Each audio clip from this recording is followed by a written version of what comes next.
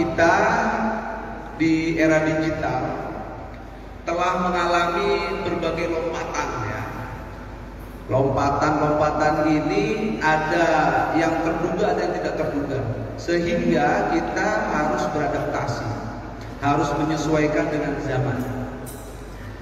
Ada pesan yang tertulis di kitab Taurat. Ini juga disosialisasikan oleh Syekh Nawawi Banten ya, dalam berbagai syarah beliau. Beliau mengutip kitab Taurat ini mengatakan yang bagi lil akil ayyakuna arifan bi zamanihi. Yang aku berakal sebaiknya harus mengenali perkembangan zamannya. Nah, kita juga sebagai orang yang berakal nih harus tahu ini era apa. Anda duduk di Fakultas Usuluddin jurusan hadis ini harus kenal ini era apa? Era digital. Maka ilmu yang Anda khususkan, Anda tekuni ini harus sesuai dengan perkembangan zaman. Tidak hanya sekedar digitalisasi hadis, tapi pergolakan dan pertuntutan ahli hadis di zaman sekarang Anda harus tahu. Nah, cuman sebelum kita arah ke situ ya, kita bikin mukadimah dulu, prolog-prolog yang harus kita sepakati. Bahwa pertama, hadis ya di sini dengan sunnah ya, itu sinonim, sama, walaupun ada sedikit perbedaan. Secara istilah hadis maupun sunnah itu tergantung bidang ilmunya. Kalau ahli hadis memaknai hadis atau sunnah adalah semua ucapan Nabi, semua perbuatan Nabi, semua ketetapan Nabi, tidak berhenti di sini. Ditambahin lagi sifat-sifat Nabi, bentuk fisik Nabi, ya, kebiasaan-kebiasaan Nabi, ya, yang biasa disebut dengan syama'ilur Rasul, gitu ya. Tabiat-tabiat Nabi. Nabi itu tinggi, Nabi itu wajahnya bagaikan bulan purnama dan sebagainya. Itu syama'ilur Rasul. Itu masuk dalam kajian hadis versi ahli hadis ya, ahli hadis. Sedangkan kalau menurut fikih dan usul fikih mendefinisikan hadis berhenti di 3 tadi. Aqwaluhu, af'aluhu, wa taqriruhu. Perbuatan Nabi, perkataan Nabi, kebijakan Nabi, ketetapan-ketetapan Nabi. Berhenti di situ saja. Akhlaknya masuk ke tindakannya, sifat-sifat fisiknya masuk kepada af'alnya dan sebagainya. Nah, ini harus kita ketahui. Pada perkembangannya, betul seperti dikatakan oleh Abah Rosyadi tadi, bapak kita, bahwa di awal Nabi terputus ya, hingga periode Madinah, Nabi melarang untuk mengkodifikasikan hadis. La taktubu anni siwal Qur'an, wa man kataba syai'an siwal Qur'an falyamhu. Jangan sekali-kali menulis dariku selain Al-Quran. Siapa yang udah terlanjur nulis selain Al-Quran, berarti apa? Nulis apa? Nulis hadis. Maka segera dihapus. Wa man kataba alayya muta'ammidan falyatabawwa maq'adahu minan nar.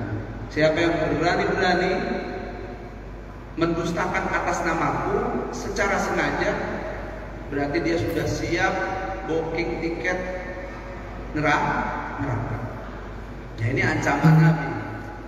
Ini kita milenial kan bahasanya. Ini ancaman Nabi bahwa jangan sampai ya ada yang menulis kemudian salah. ataupun benar, tapi akhirnya tercampur dengan keotentikan penulisan Al-Quran. Oleh karena itu di periode awal ya Nabi secara terang-terangan tidak boleh melakukan modifikasi, melakukan penulisan selain Al-Quran. Kenapa? Takut tercampur dengan tulisan-tulisan wahyu Al-Quran. Itu periode. Bahkan kalau kita baca di kitab Hadis Sari ini, mukadimahnya Ibnu Hajar, syarah beliau Fathul Bari, mensyarahi Sahih Bukhari ya, jilid-jilid ya. Beliau menyatakan apa? Bahwa di era sahabat belum terjadi modifikasi. Karena dua faktor. Satu, faktor kekhawatiran tercampur dengan Al-Quran. Faktor kedua,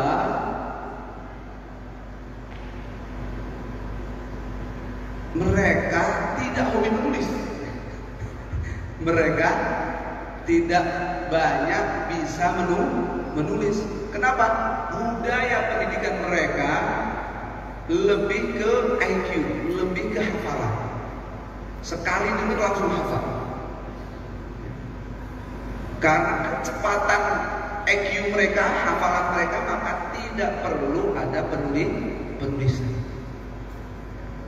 Bahkan Bapak Quraisyihab itu menyatakan di era jahiliyah orang yang menulis seperti moderator kita ini itu dianggap bodoh.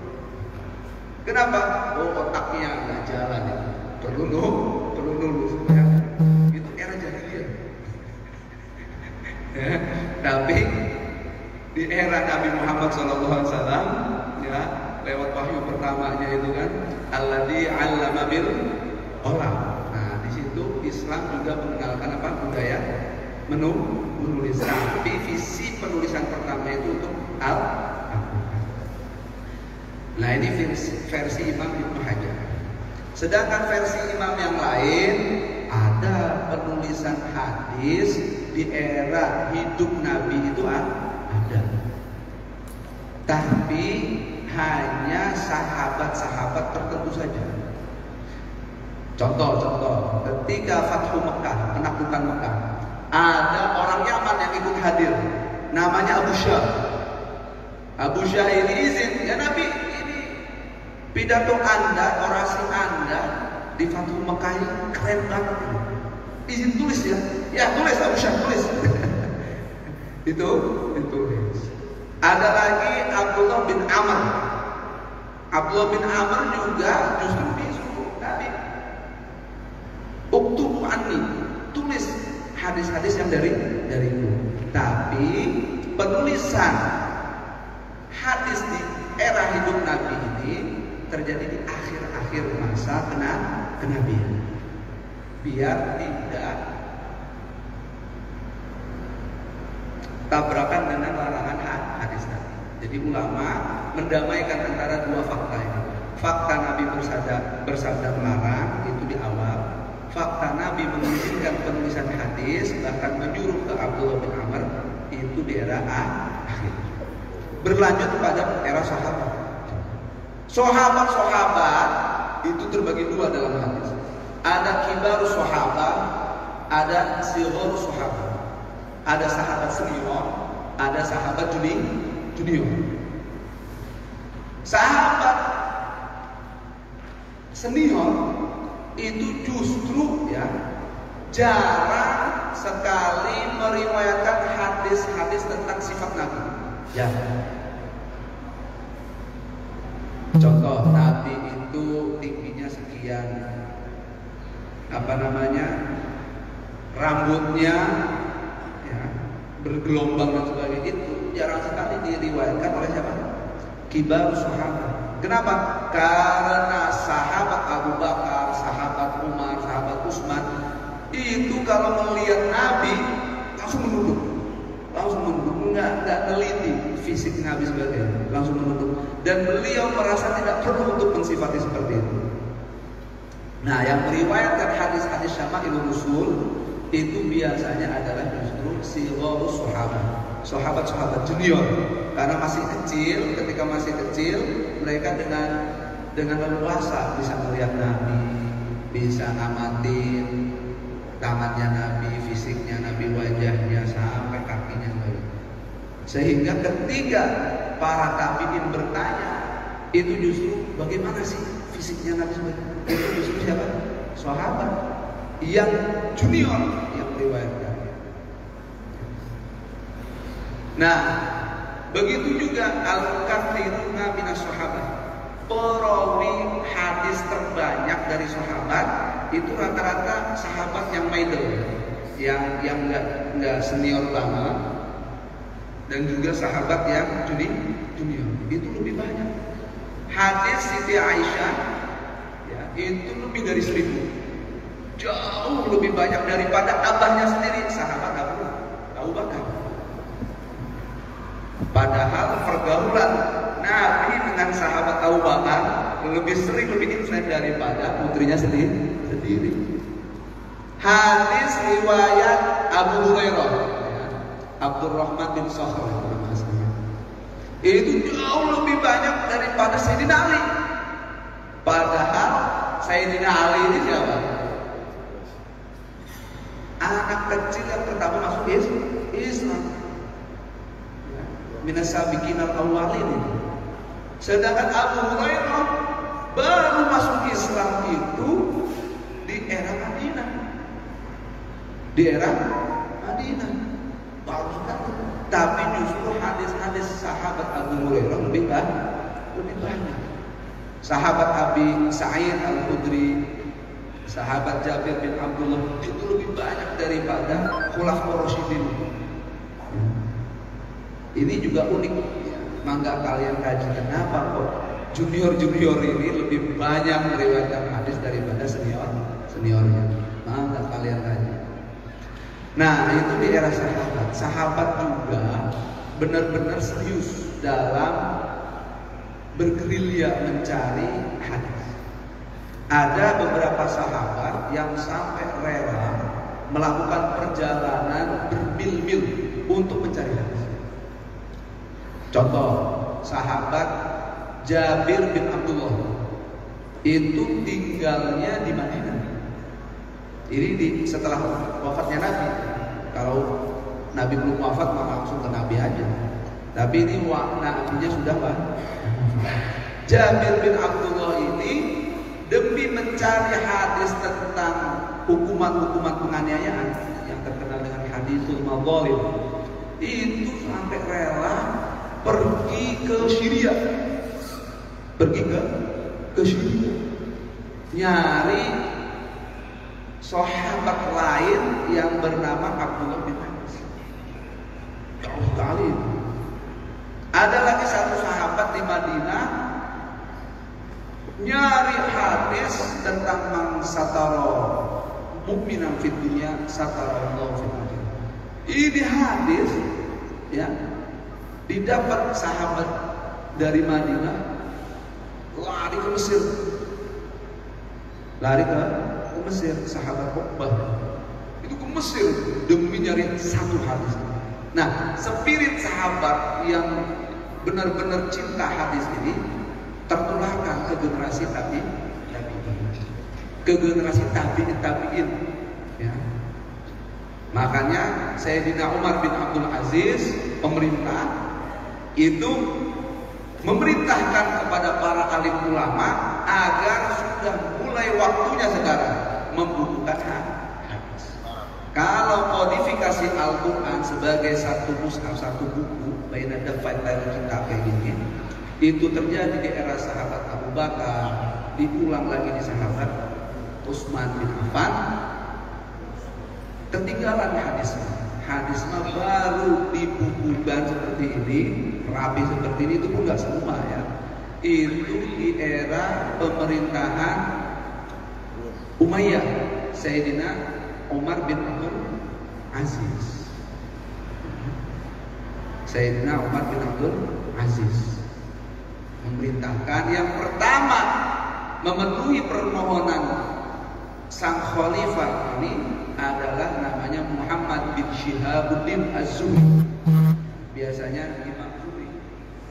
Muhammad bin Syihabuddin Az-Zuhri yang menekuni ilmu diroyah hadis untuk mengetahui mana sahih, mana dhaif, mana hasan, mata rantainya, perawi-perawi hadisnya ini thiqah atau tidak. Itu namanya Ar-Hurmuzi. Itu juga sama nih pada eranya Sayyidina Umar bin Abdul Aziz dan setelahnya. Cuma ya pada era kodifikasi ini yang awet sampai sekarang yang masih ada ya, itu hanya kitab Al-Muwatta. Kitab Al-Muwatta Imam Malik. Adapun Musnad Imam Syafi'i ya itu dibukukan bukan oleh Imam Syafi'i, bukan oleh Imam Baihaqi. Ulama jauh sama Imam Syafi'i kan ada Musnad Imam Asy-Syafi'i. Itu bukan karyanya Imam Syafi'i langsung, bukan pada zaman hidupnya beliau, tapi siapa? Imam Baihaqi. Itu jauh setelah wafatnya Imam Syafi'i. Imam Baihaqi mengkompilasi hadis-hadis yang ditulis Imam Syafi'i dalam berbagai karya Imam Syafi'i, dari Al-Um, dari Ar-Risalah, dari Al-Hujjah dan sebagainya, dikompilasi jadilah Musnad Imam Syafi'i yang benar-benar emang dikarang pada zamannya, dibaca pada zaman hidupnya ya Imam Malik Al-Muwatta, di mana Imam Syafi'i hafal kitab Muwatta itu sekitar umur 12 tahun. Udah hafal, belum ketemu penulisnya. Anas bin Malik ini belum ketemu. Kalau kita kan udah hafal, nggak usah ketemu, udah beres. Mantap ini, hafid ini. Tapi karena orang dulu haus beneran sama ilmu itu, setelah hafal baru berguru kepada sang penulis. Jadi mau berguru itu harus hafal dulu. Dan setelah berguru, ya itu lama itu. Sampai Imam Malik meninggal sekitar 12 tahunan kayaknya. Imam Syafi'i berguru kepada Imam Anas bin Malik sekitar 12 tahun. Padahal sebelum ketemu saja sudah ini perlu kita refleksikan sekarang ini. Kita sebelum masuk kuliah, sebelum bangku kuliah, udah baca belum materinya? Bukunya aja harus kita buka ya. Siapa yang sebelum masuk kuliah itu, masuk ke bangku kuliah, sudah baca dulu materinya gitu? Ada nggak? Ada? Masih ada ya? Ya kan ya. Setelah selesai dibuka lagi gitu. Ulama dulu mah sebelum berguru sudah hafal kalian punya itu.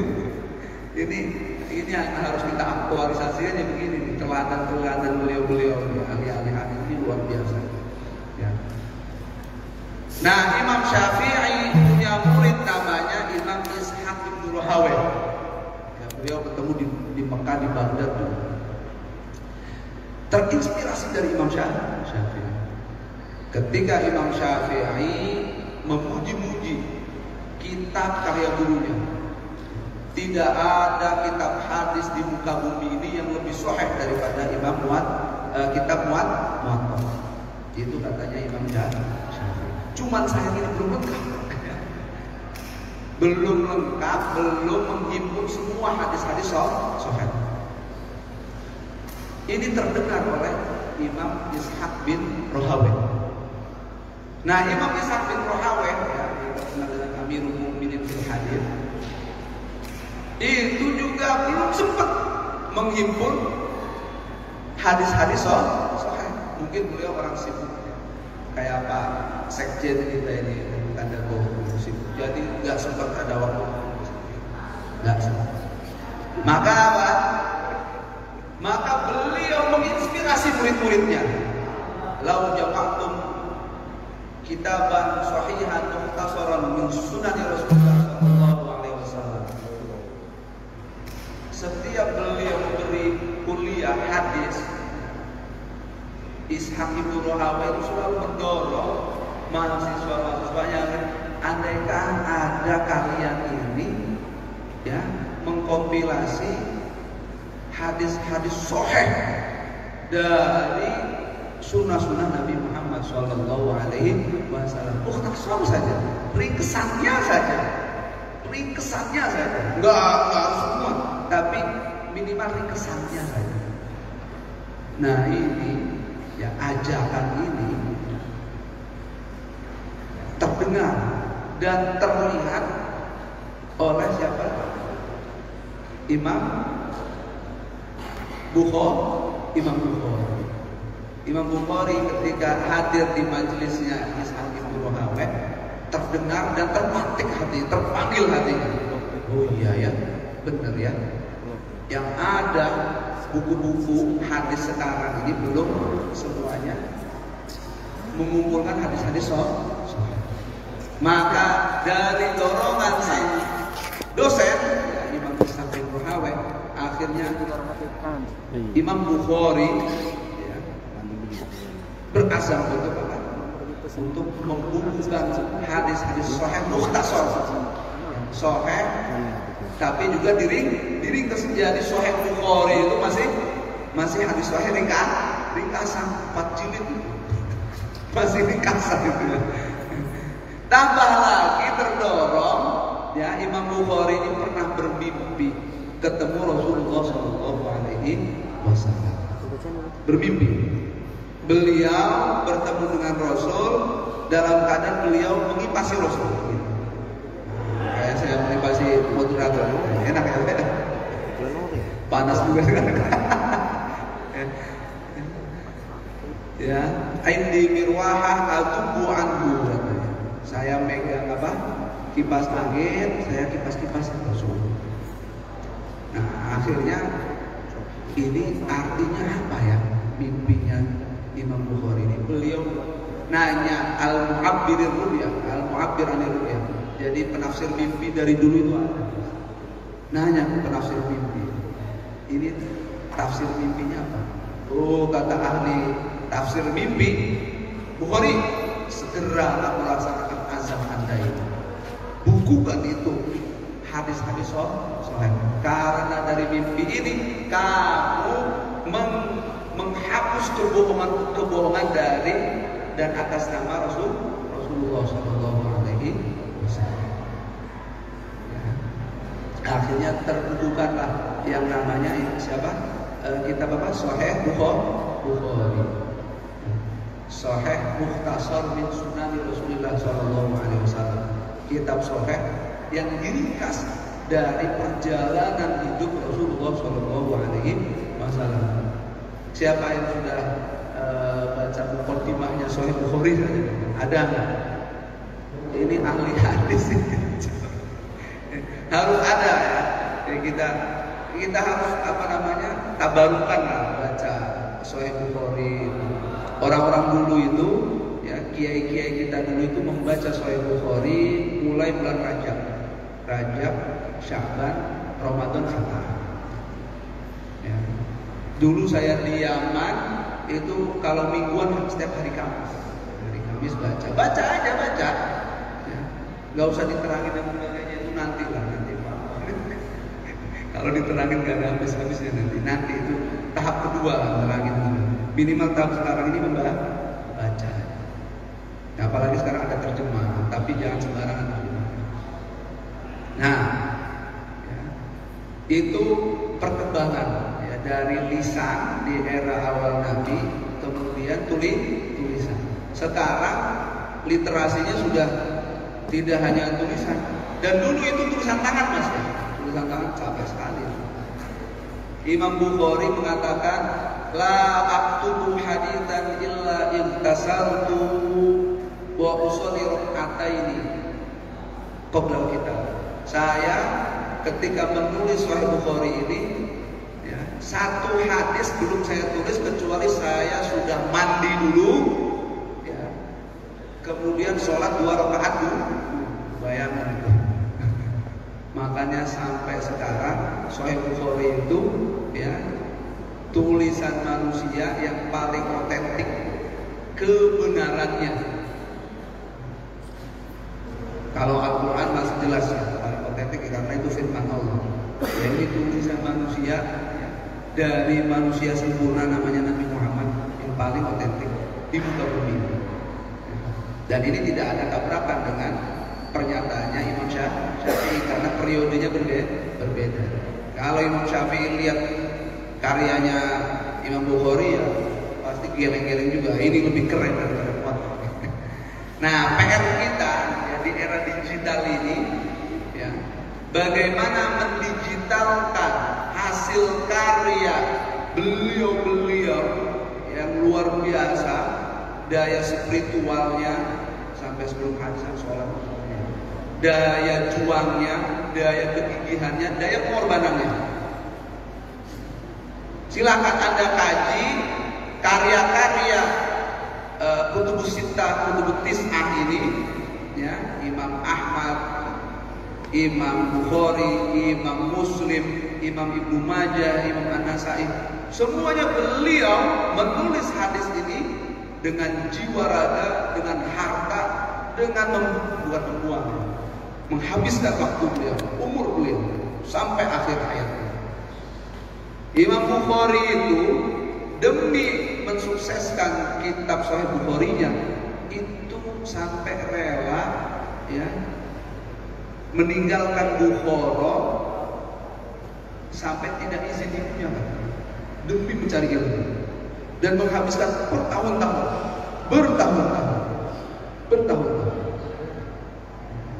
sampai kitabnya ini mengundang takjub. Imam Ahmad melihat luar biasa keren. Tapi di akhir hayatnya Imam Bukhari tidak semuanya menyambut dengan baik. Imam Bukhari mas wafatnya dalam keadaan diasingkan di Samarkand. Wafat di hari raya, di malam hari raya, dan dalam keadaan terasing perjuangannya berlangsung. Imam An-Nasai juga, Imam Ibnu Majah juga, beliau demi membukukan hadis ini dengan darah beliau, dengan jiwa beliau. Imam Muslim sebagainya. Perjuangannya kalau sekarang enak kan, ada HP, kendaraan pun ada macam-macam, ada motor, ada mobil, ada pesawat kalau jarak tempuhnya jauh. Kalau dulu, masya Allah, dari Bukhara ke Mekah, Mekah ke Madinah, Madinah ke Baghdad, Baghdad ke Mesir, Mesir ke Syria, pakai apa beliau? Kadang jalan kaki, kadang pakai ontak, pakai jalan, dan itu memakan waktu, memakan uang, memakan tenaga dan sebagainya. Bermil-mil hanya mencari satu hadis. Udah ketemu ternyata gurunya tidak jujur, maka nggak kepilih. Masya Allah, itu perjuangan-perjuangan yang harus kita teladani, yang harus kita jiwai supaya ketika kita mendigitalisasikan hadis ini tidak tanggung-tanggung. Perlu modal berapa ya? Dan dari reflektif histori ini ya, harus ada campur tangan pemerintah. Pembukuan hadis didorong oleh Khalifah Umar bin Abdul Aziz. Ya sekarang ya rektornya, ya dekannya, di atasnya itu ya pemdanya, harus punya satu visi dan harus dihargai jeripayah. Tapi kita nggak perlu mengharapkan penghargaan itu, karena yang justru lebih abadi itu yang seperti ini, pengorbanan dan tidak perlu mengharap pujian manusia. Nah, itu langkah pertama ya, digitalisasi. Bagaimana semua karya ini kita komputerkan, kita ketik ulang, kemudian kita publish di media, di medsos dan sebagainya dengan berbagai caranya. Kalau kita lihat ya, Masjidil Haram itu yang dibaca apa? siaran langsung Masjidil Haram. Yang dibaca apa? Al-Quran kan? Al-Quran. Kita lihat channel Al-Madinah Al-Munawwarah. Yang dibaca apa? Hadis-hadis. Dibaca terus. Nah, kita juga perlu kayak gitu, visualisasi hadis. Bagaimana hadis itu divisualkan, bikin meme, bikin kata-kata mutiara dari hadis, bikin video ya, dengan berbagai desainnya yang apik itu. Nabi nerangin kezaliman ya, digambarin ada orang berantem apa gimana itu kan perlu ada apa, pengembangan, pemajaan hadis kembali. Bagaimana digitalisasi ini lebih memudahkan telaah hadis dan juga lebih mengakrabkan umat Nabi dengan Nabi Muhammad SAW. Jadi pertama digitalisasi, kedua visualisasi. Nah, yang ketiga nih, ini lebih penting lagi. Ketika fasilitas untuk menjangkau hadis tidak seperti dulu yang memakan uang, memakan waktu, memakan tenaga dan sebagainya. Sekarang mah, masya Allah, tinggal cari aplikasinya. Ada Maktabah Syamilah, ada Jawamiul Kalim, ada apa lagi itu 9 imam ya, Duranet itu, terus karyanya yang kemarin meninggal itu Kiai sama Zaki ya,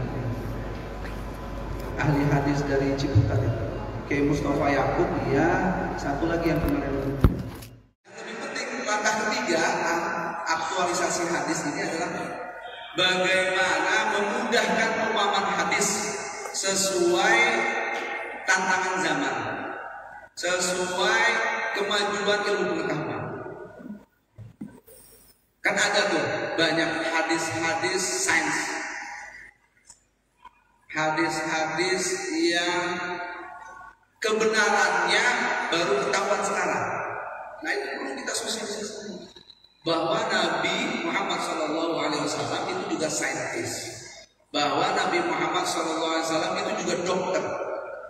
Imam Ibnu Qayyim Al-Jauziyah itu menulis kitab At-Tibbun Nabawi, pengobatan ala Nabi Muhammad SAW. Nah, itu kita buktikan kebenarannya.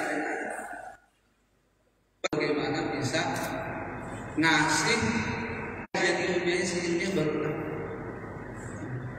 Contoh aja, kita harus bisa memaknai baru pemahaman hadis ini sesuai perkembangan zaman. Contoh aja, kemarin ya sampai sekarang ya masih pandemi kan, COVID-19 ini.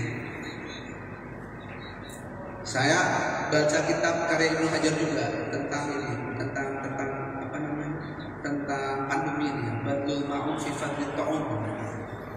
Beliau meriwayatkan hadis dari Abu Hasan Al-Asy'ari. Kurang lebih redaksinya fana ummati bintoni wa ta'un. Hancurnya umatku ini ya, sebab ta'un itu tertusuk pedang, maksudnya ketika perang. Dan ta'un,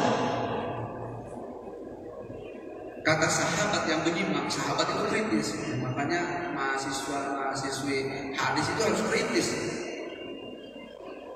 Fakulna, kata siapa, Abu Hasan Al-Asy'ari, ta'un itu sudah tahulah kita, terbunuh syahid di medan perang, itu udah maklum. Wa ma huwa ta'un ya Rasulullah, tapi maknanya ta'un itu apa? Maknanya ta'un itu apa ya Rasulullah? Itu kritisnya para sahabat. Banyak ya kita menemukan redaksi hadis itu ada usul faqlah, tanya jawab, apa bahasa question and answer gitu, Q&A. Ada banyak kan hadis-hadis itu. Rasulullah bersabda, qalu, sahabat bertanya, faqala Rasulullah, ya Rasulullah jawab. Dialeknya, apa itu ta'un ya Rasulullah? Saya nggak paham. Lah Nabi memaknai ta'un ini, ya, wakhzu ikhwanikum minal jin, tusukan saudara kalian dari jin. Ta'un, ya, wabah yang memakan korban dalam jumlah banyak tidak terhitung dengan cepat. Itu definisi Nabi kalau pakai makna dulu, wakhzu ikhwanikum minal jin, tusukan saudara-saudaramu dari bangsa jin. Ya. Kalau orang dulu nggak ketemu apa-apa, udah di atas namakan gaib aja. Ini jadi ini kesurupan, ini dipelet, ini kena santet gitu ya, nggak ketemu. Nah, dengan perkembangan sekarang, ya, makna jin ini ya tidak melulu maksudnya adalah bangsa jin. Jin itu jannah, ya jundu itu, ya jannah juga itu. Terus apa lagi? Falama jannah lailu, ya, ketika malam lailu. Itu maknanya apa? Makna aslinya jannah. Gelap, tidak terlihat. Jannah jin ini tidak terlihat. Surga kelihatan nggak? Enggak. Majnun, orang gila akalnya hilang.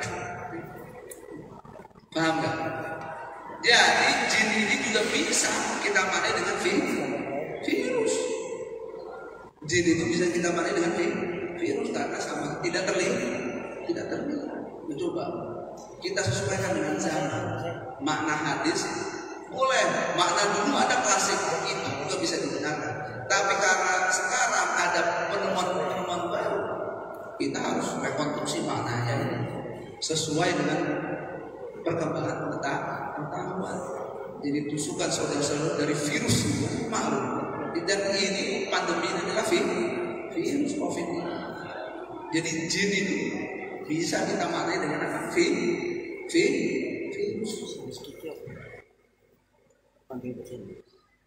Bagaimana Nabi mengingatkan ketika ada penyakit menular, ya, Nabi mengajarkan kita firro minal majdumi kama tafirru minal asad. Ini kan penjelasan Nabi yang rasional. Larilah dari orang yang terkena kusta. Penyakit kusta itu menular. Dan sebagaimana kamu lari dari cengkraman harimau, macan.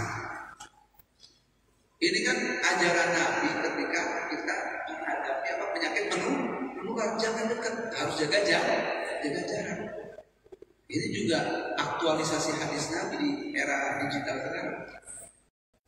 Di daerah kamu, wilayah, tahu itu kan PPKM, ya, itu kan apa? Lockdown kan?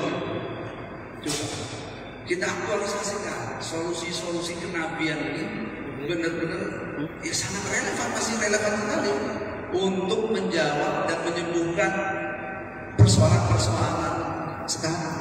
Itu juga tanggung jawab sahabat-sahabat. Ya, itu juga wujud dari aktualisasi hadis. Itu yang ketiga, ya. Aktualkan makna hadis sesuai perkembangan zaman, sesuai dengan kemajuan ilmu teknologi. Dalam fikih juga ada nanti bayi tabung dan sebagainya, kita bisa jawab dengan hadis. Ada. Yang keempat, ya, kita sebagai kaum akademisi yang terpelajar, apalagi yang jurusan hadis itu kalangan yang paling bertanggung jawab untuk mengawal pemahaman makna hadis dengan benar, dan dengan baik dan mudah dicerna oleh masyarakat. Dari dulu memang ya dari zaman Nabi, makanya sahabat kadang nanya karena nggak paham maksudnya. Itu zaman sahabat mudah hadis itu mudah dipahami dengan benar karena ada sumber langsung, yaitu Nabi Muhammad SAW. Beliau langsung nanya, dan sahabat berani sekali nanya, karena emang spirit ngajarnya Rasulullah begitu, terbuka, termotivasi. Tapi banyak kesalahpahaman memahami hadis terjadi setelah Rasulullah SAW wafat. Apalagi di era Sayyidina Utsman. Ketika para sahabat berpecah, tidak lagi menyentral di Madinah, berpecah. Sehingga apa? Sehingga banyak hadis-hadis itu yang mudah disalahpahami. Ya, itu refleksi zaman dulu biar kita nggak kaget.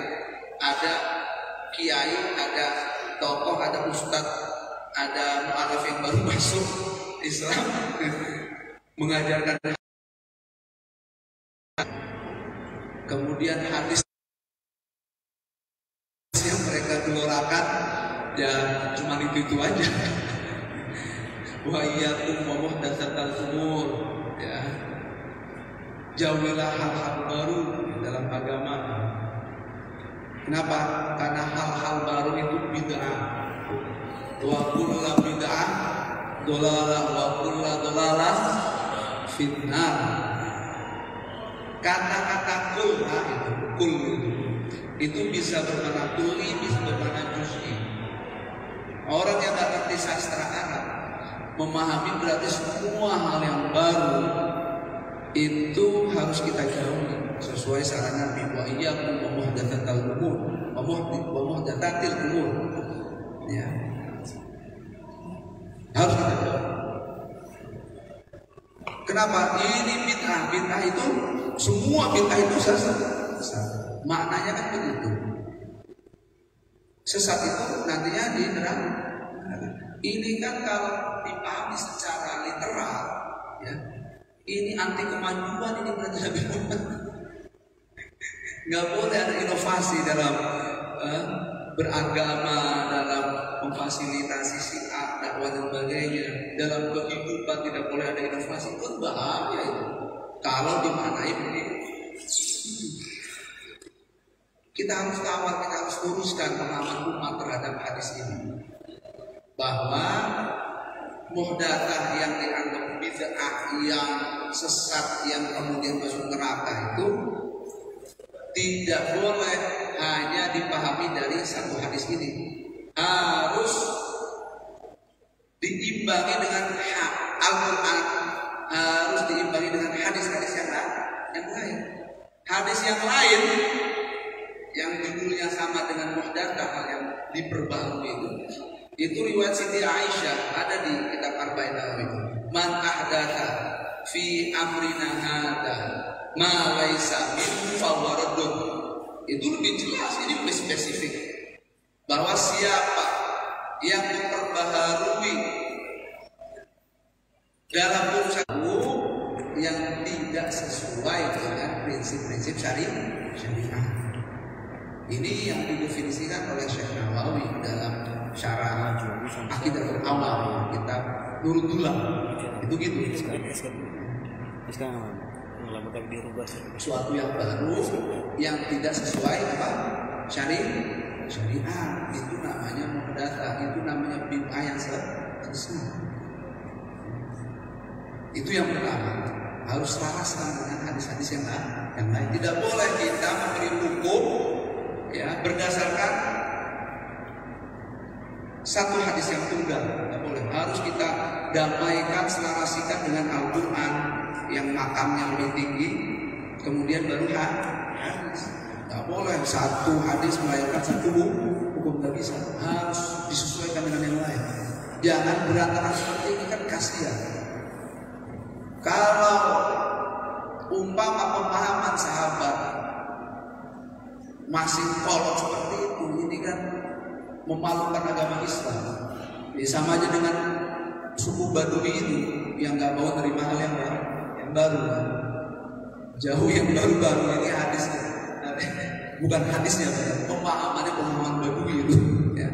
Itu harus kita tahu. Yang kedua, tidak semua makna kullah semua itu adalah benar-benar semua.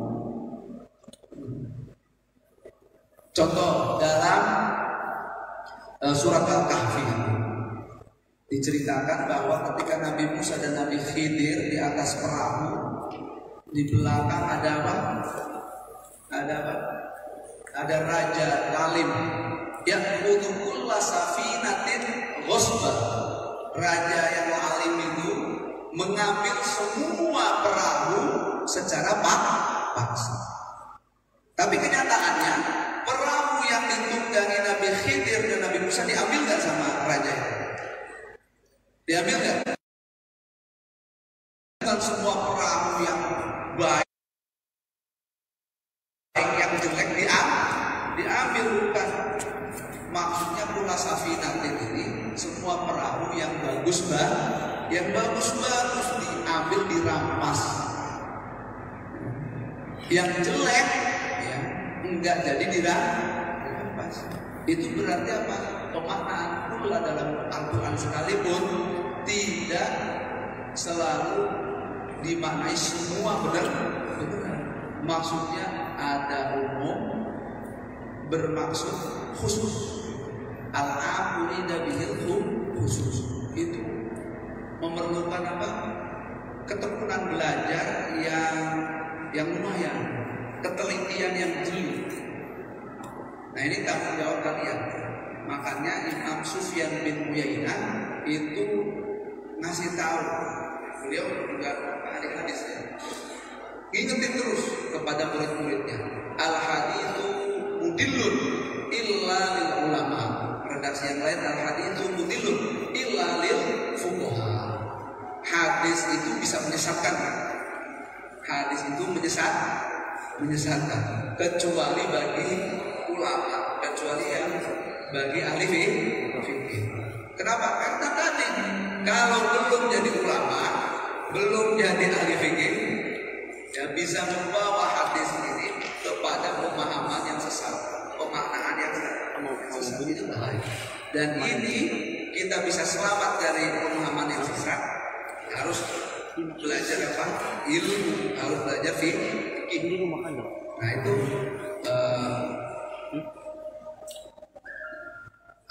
tantangan kita, karena mudahnya akses, mudahnya menebarkan informasi-informasi. Jangan sampai ya kita digitalkan hadis, kita sebarkan pemahaman hadis yang sesat-sesat itu. Itu juga masuk ke tadi bawa adamu minan bahaya, itu ancamannya neraka. Nah, kurang lebih begitulah.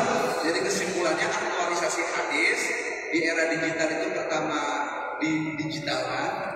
Kalau ada karya ulama kita yang belum terketik lewat komputer, kita harus ketik ulang. Kalau masih ada kan manuskrip tulisan tangan itu, nah ini kewajiban kita untuk mengetik ulang, ya kita formulasikan, kita cetak, kita viralkan. Digitalkan, kemudian dipropagandai, ya, dilandasi atas dasar hadis-hadis yang sahih. Cuman pemahamannya yang enggak sahih. Nah, itu tanggung jawab kita. Nah, kurang lebihnya begitu. Sudah ada. Jika ada pertanyaan nanti di akhir, kurang lebihnya mohon maaf. Wallahu muwaffiq ila aqwamit thoriq. Assalamualaikum warahmatullahi wabarakatuh.